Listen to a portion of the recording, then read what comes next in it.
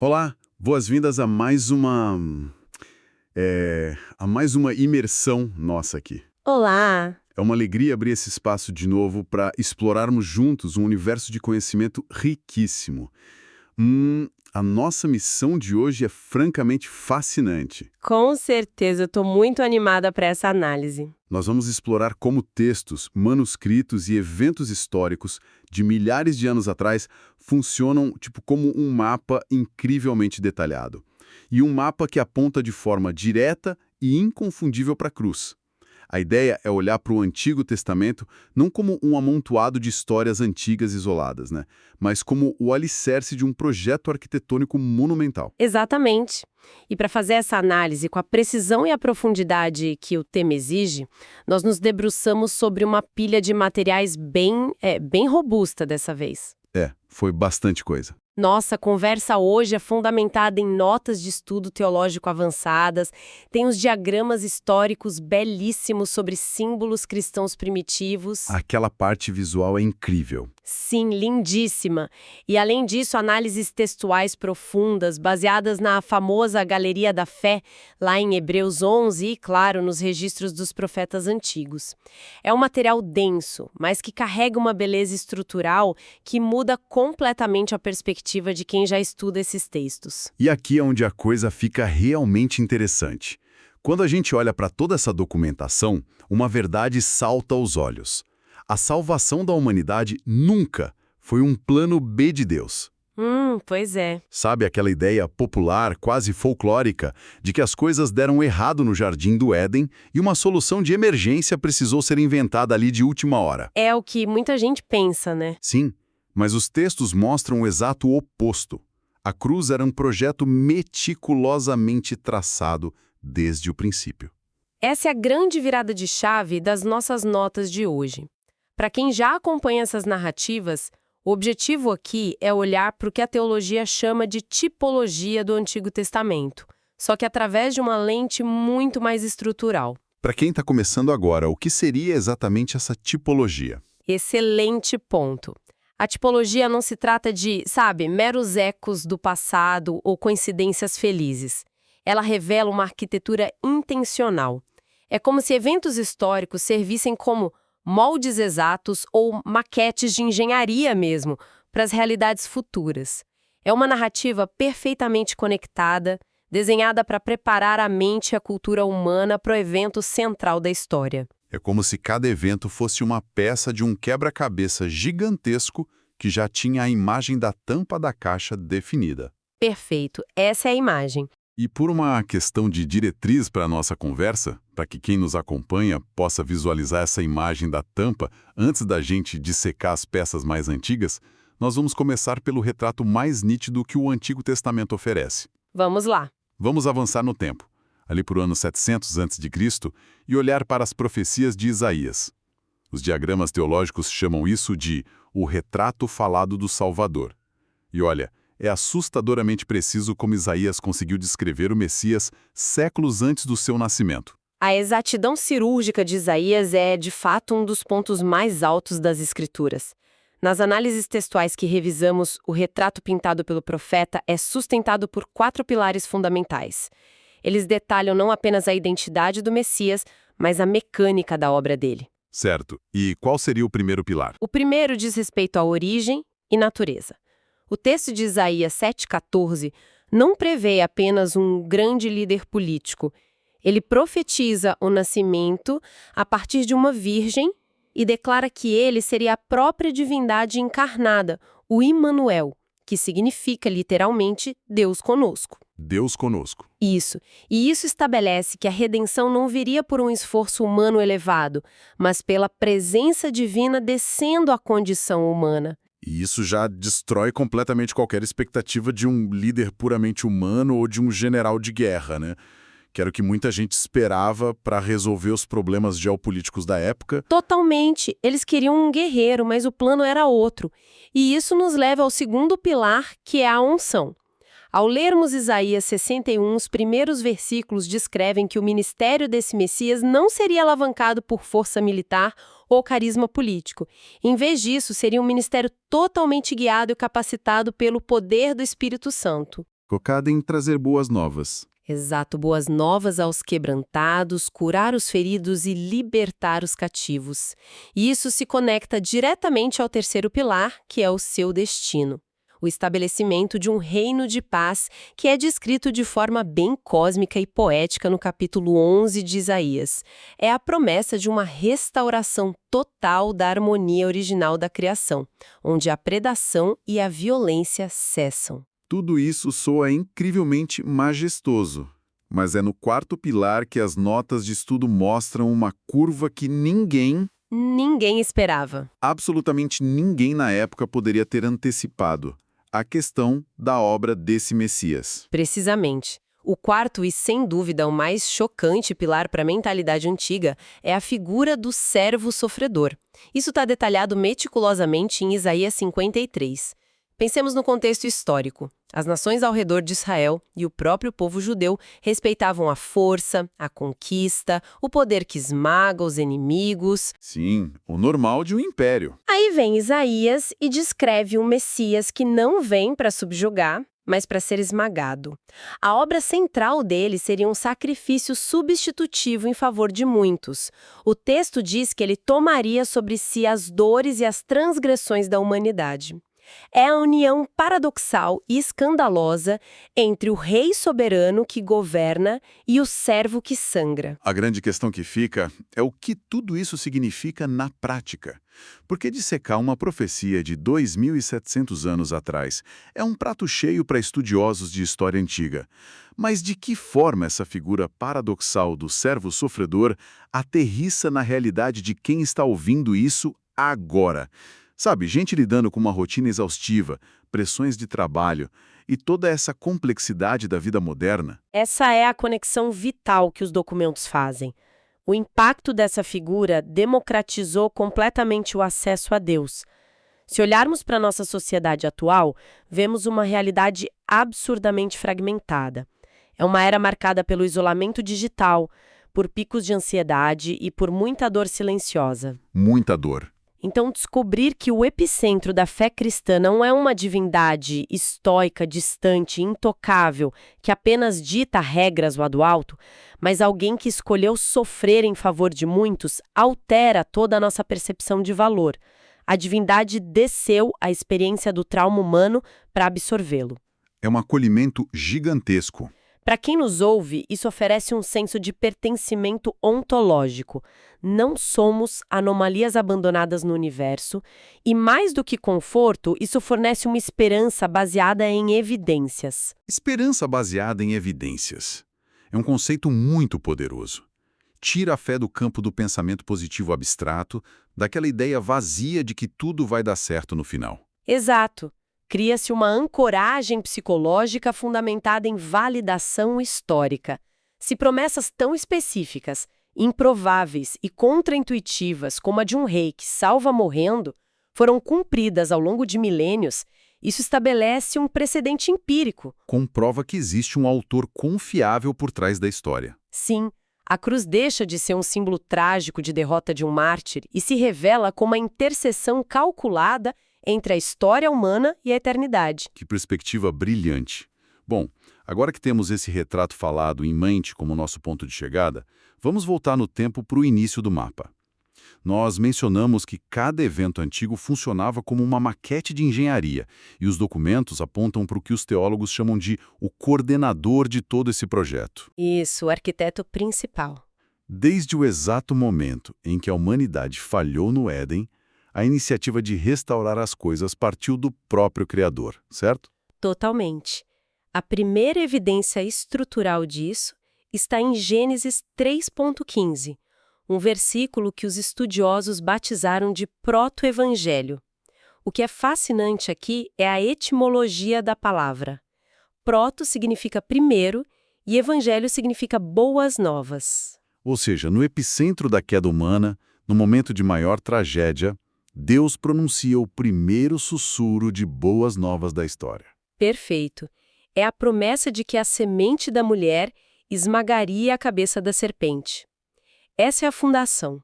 E ela é reforçada por declarações como a de Salmos 3.8, que diz de forma categórica que a salvação pertence ao Senhor.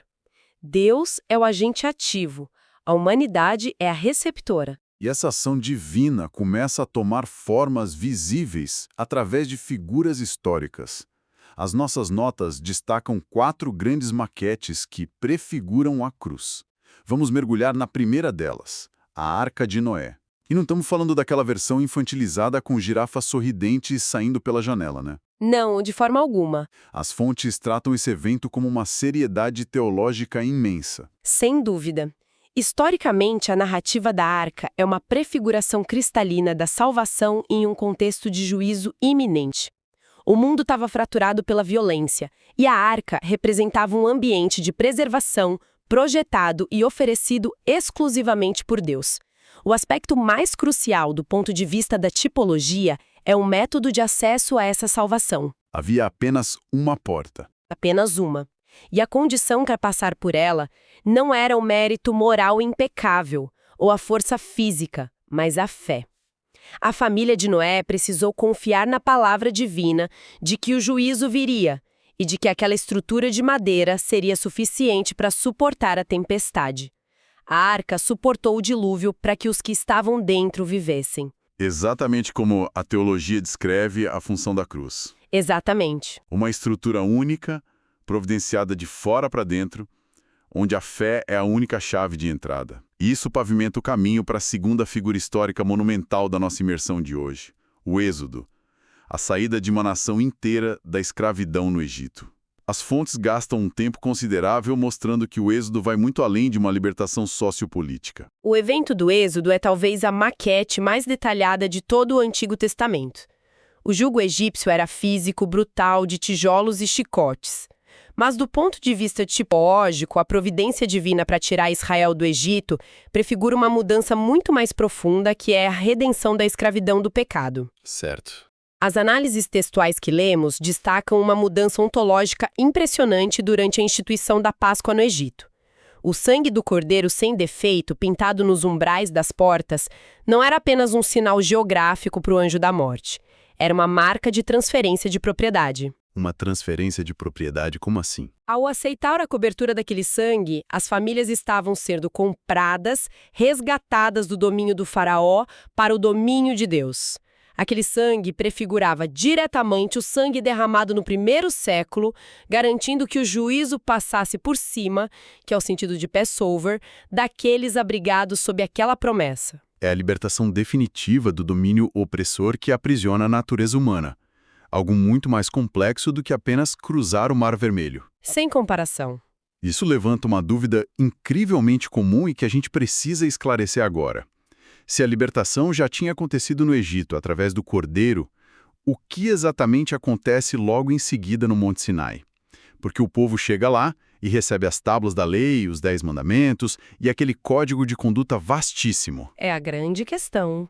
Se a lei por si só não salvava, já que o resgate já tinha acontecido, ela servia apenas para apontar o dedo para os erros da humanidade. Essa pergunta toca no nervo central do debate teológico. O autor da carta aos Gálatas, no capítulo 3, responde a isso com uma precisão cirúrgica. Ele usa a palavra grega paidagogos, que traduzimos como tutor ou pedagogo. Na antiguidade romana e grega, o pedagogo não era o professor em si, mas o escravo encarregado de disciplinar a criança, garantir a segurança dela e conduzi-la pela mão até a escola, até o verdadeiro mestre. A lei tinha exatamente essa função de tutelar e conduzir a humanidade até Cristo. Isso! E nas nossas notas de estudo tem uma analogia excelente para ilustrar isso. Pense na lei como uma máquina de raio-x. Ah, uma máquina de raio-x. Faz muito sentido, porque o raio-x é perfeito para mostrar exatamente onde o osso está quebrado. Sim. Ele tem uma clareza absoluta e inegável sobre a fratura, mas ele não tem capacidade nenhuma de consertar o osso. Exato. O diagnóstico da lei era perfeito. Ela estabelecia o padrão de conduta necessário e determinava os sacrifícios paliativos quando a comunhão era quebrada. O raio-x revelava a presença e a gravidade da doença moral da humanidade, demonstrando que ninguém, por mais esforçado que fosse, conseguia cumpri-la integralmente. A lei expunha a fratura, mas a sua fragilidade inerente era justamente não fornecer o remédio definitivo para curá-la. Precisamente. E como nós traduzimos essa fragilidade da lei e esse diagnóstico do raio-x para a vida prática, atual? Porque, sejamos honestos, a tendência do ser humano moderno ainda é operar fortemente debaixo de uma mentalidade de lei, de checklist de comportamento. E uma constatação muito real.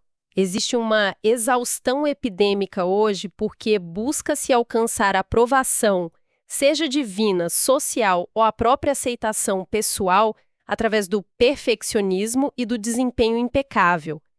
É a velha tentativa de justificação pelo próprio esforço. A gente tenta consertar a fratura olhando para o raio-x. Exatamente. E a fragilidade humana revelada pela lei clama, grita, pela necessidade de uma nova aliança definitiva. A nova aliança, inaugurada na cruz, decreta que a aceitação não vem do nosso histórico de desempenho, mas da obra redentora de Cristo. A sua vida perfeita que cumpriu a lei, a sua morte que pagou a penalidade da fratura e a sua ressurreição. A cruz marca o fim do esforço humano exaustivo e o início da graça divina suficiente. Fim do checklist. Entende isso. E isso nos prepara de forma excelente para avançar para as duas últimas figuras históricas que completam o nosso cenário de prefigurações. Falamos da Arca e do Êxodo. A terceira figura que os manuscritos analisam é aquele momento de tensão extrema, a obediência de Abraão no Monte Moriá. O que é fascinante aqui é a crueza e a riqueza sensorial de Gênesis 22. Deus pede a Abraão que sacrifique seu próprio filho, Isaque, o filho da promessa. A tensão do relato é palpável. Eles sobem o monte, Isaque carrega a madeira nas costas, Abraão segura o fogo e a faca. Imagina a cena. No momento derradeiro, quando a ação ia ser consumada, a voz divina intervém. Deus poupa Isaque e providencia, ele mesmo, um carneiro cujos chifres estavam presos em um arbusto próximo. O animal é sacrificado no lugar do rapaz. É quase cinematográfico.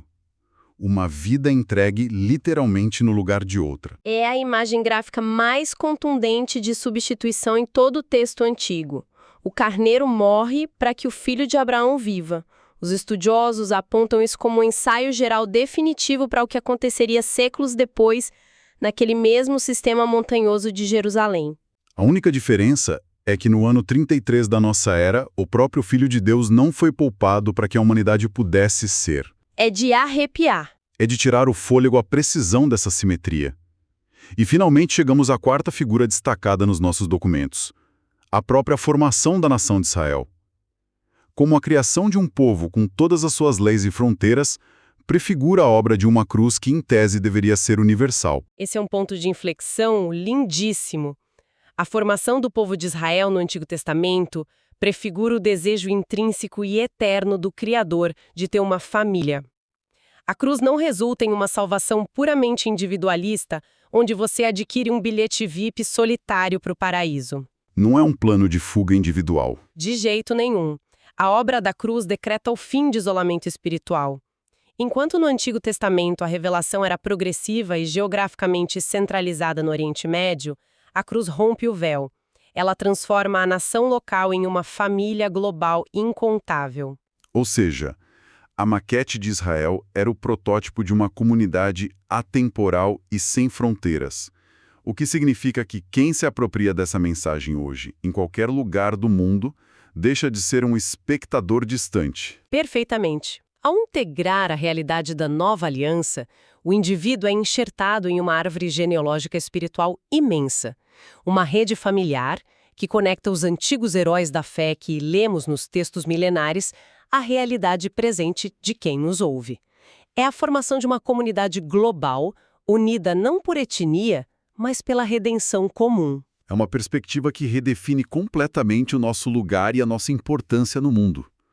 Chegando na reta final do nosso mergulho de hoje, as notas de estudo nos convidam a visualizar tudo isso através da metáfora de uma gigantesca ponte estaiada, daquelas obras-primas da engenharia que conectam margens separadas por abismos intransponíveis.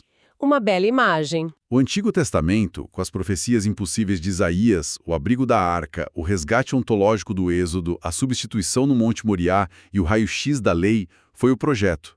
foi a planta arquitetônica detalhada. E a cruz erguida firmemente na história foi a construção, a execução impecável do projeto. E nós somos os beneficiários, caminhando sobre essa ponte sólida. Mas o texto de Hebreus 11, nos versículos 39 e 40, traz um alerta sobre uma interdependência curiosa entre nós, que estamos na ponte hoje, e aqueles que desenharam o projeto no passado. Se conectarmos o texto de Hebreus ao quadro geral da tipologia, o resultado é profundo. O autor afirma que aqueles crentes antigos viveram pela fé e obtiveram aprovação, mas morreram sem ver a concretização física da promessa. Eles viam a ponte apenas nas plantas do arquiteto. Nós, no entanto, vivemos do outro lado da história. Olhamos para a construção finalizada. Contudo, o texto é taxativo ao dizer que os antigos não seriam aperfeiçoados sem nós. É literalmente a dinâmica de uma corrida de revezamento. Essa é a analogia exata. O nosso momento histórico está intrinsecamente ligado ao deles. O que fazemos hoje dá significado à espera deles no passado. Se não houvesse uma igreja hoje caminhando por essa ponte, a fé deles não teria alcançado seu destino completo. Nós recebemos o bastão nessa corrida de milênios. O grande antídoto contra o individualismo da nossa época é reconhecer o peso e o privilégio dessa responsabilidade coletiva. Que jornada monumental pelos manuscritos até o momento em que vivemos hoje. Nós caminhamos desde o primeiro sussurro de esperança no Éden, passamos pelas maquetes de madeira, sangue e pedra, até chegarmos à ponte definitiva. E para encerrarmos a nossa análise, quero trazer um elemento fascinante que estava nos diagramas históricos que estudamos. A cruz celta. Ah, esse detalhe é fantástico! É aquele design muito específico com um círculo perfeito conectando a interseção das hastes horizontal e vertical. Os estudiosos apontam que esse círculo representa a eternidade do plano de Deus, a continuidade sem fim do projeto traçado desde antes da fundação do mundo. Já as hastes da cruz representam a interrupção temporal, o evento físico e violento que rasgou a história humana para pagar o preço que o projeto exigia. O círculo e as hastes juntos mostram o eterno colidindo com o temporal. É a teologia visualizada na sua forma mais pura. Pensando nessa continuidade histórica e nessa interdependência da corrida de revezamento, me vem à mente o antigo lema latino Ecclesia Reformanda sempre reformata est. A igreja, uma vez reformada, está sempre se reformando. Isso significa que o projeto continua exigindo movimento e alinhamento constante. Com certeza, o bastão está na nossa mão agora. E com isso, deixo o nosso pensamento provocativo de hoje para o pessoal que nos acompanhou. Se recebemos um bastão de fé de pessoas que sustentaram promessas apenas pela confiança em um projeto não finalizado, de que maneira as atitudes, as convicções e as escolhas diárias de quem está ouvindo isso agora estão reformando a realidade presente e preparando um terreno sólido para a próxima geração de corredores. Fica essa reflexão sobre a nossa parte na história. Agradeço imensamente a companhia de todos em mais esse nosso estudo profundo nas fontes. Até a próxima. Até a próxima.